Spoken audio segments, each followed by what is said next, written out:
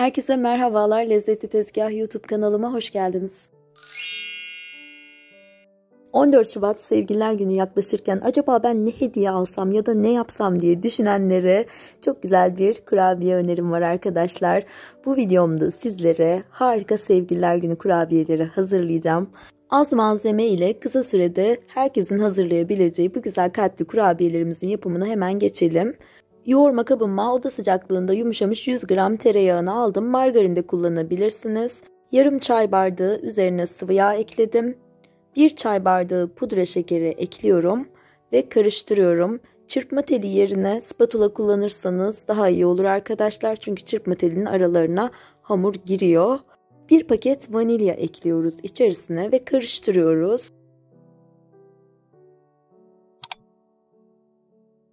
Malzemeleri güzelce karıştırdıktan sonra içerisine 200 ml su bardağıyla tam 2 su bardağı un ekliyoruz ve yoğuruyoruz.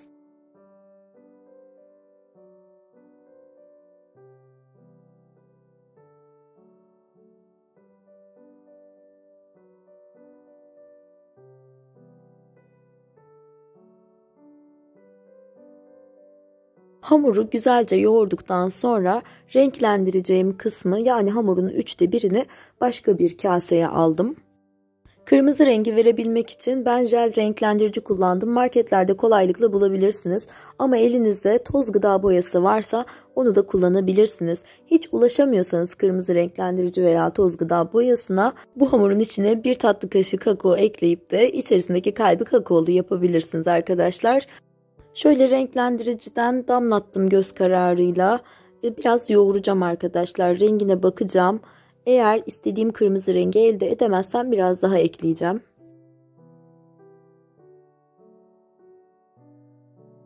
Evet, açık kırmızı güzel bir rengi oldu ama benim istediğim kırmızı tonu bu değil. Biraz daha renklendirici ilave ediyorum.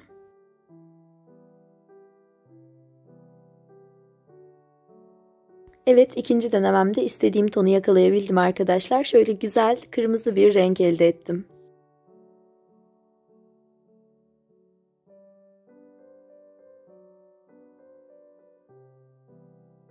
Sade olan hamurumu biraz bekleteceğim için üzerine bir bez kapattım. Onu bir yere kaldırıyorum.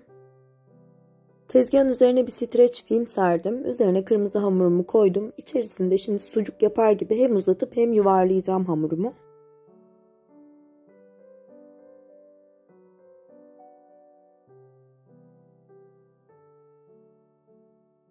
Gördüğünüz gibi aynı bir sucuk kalınlığında ve görünümünde oldu. Kalbin üzerindeki M şeklini verebilmek için ben çöp şiş kullandım. Normal şiş de kullanabilirsiniz arkadaşlar. Oraya şöyle çöp şişi bastırıp yerini yapıyoruz. Daha sonra şöyle parmaklarımızla düzeltiyoruz orayı.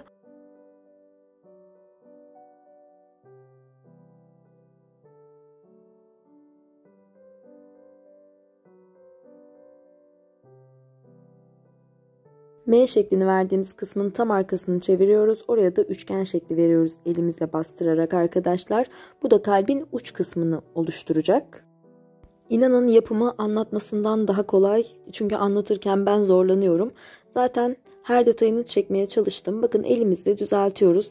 Burada hamurumuza uzun bir kalp şekli verdik arkadaşlar. Dondurucuya gönderip 15 dakika bekleteceğiz. Yalnız dondurucuya düz şekilde koymaya dikkat edin. Mümkünse uzun düz bir tabağın içine koyup dondurucuya o şekilde koyabilirsiniz. Sade hamur için de aynı şekilde tezgahın üzerine streç film serdim. İçine sade hamuru aldım. Şu şekilde yine düzgünleştirmek için yani pürüzsüz hale getirmek için elimle yuvarlayıp bastırıyorum. Kenarlarda oval kalan yerleri bir hamur kesicisiyle keseceğim arkadaşlar.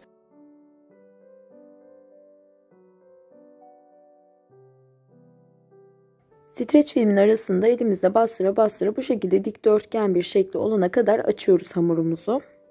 Daha sonra streç filmi açalım. Açtığımız hamurun kenarından uzun bir şerit kesiyoruz. Kırmızı hamuru dondurucudan ve streç filmin içerisinden çıkaralım.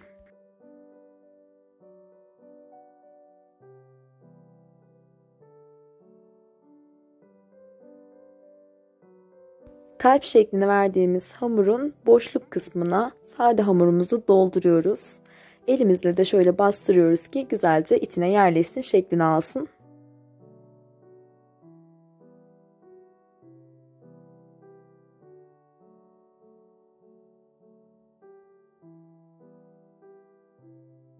O boş kalan kısmı doldurduktan sonra sade hamurun tam ortasına kalpli hamuru yerleştiriyoruz. Kenarlarını da birleştiriyoruz arkadaşlar.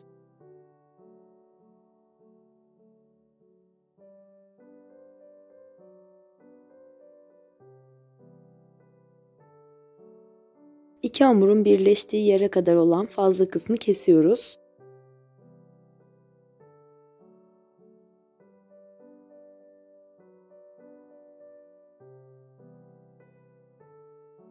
Yine streç filmin içerisinde içindeki kırmızı hamur gözükmeyecek şekilde yuvarlıyoruz ve şekil veriyoruz.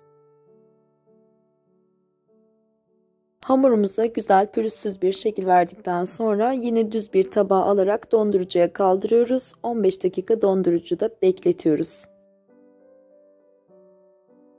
15 dakika sonra fırınımızı 170 derecede ısıtalım arkadaşlar. Şöyle bir borcamın içerisine yağlı kağıt serdim.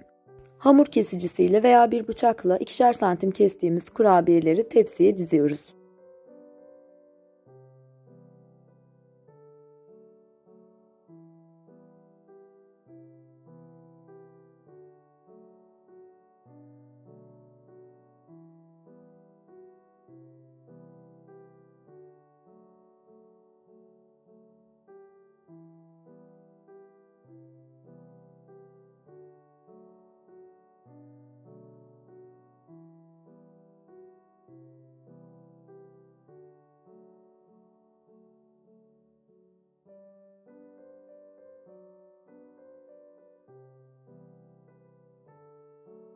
...170 derece önceden ısıtılmış fırında 15 dakika pişirdim arkadaşlar. Kurabiyelerimiz kızarmayacak. Kontrollü pişirmenizde fayda var. Fırından fırına farklılık gösterebiliyor. Fırından çıkan kurabiyelerin soğumasını mutlaka bekleyin. Çünkü çıkar çıkmaz alırsınız yumuşak olur, dağılabilir.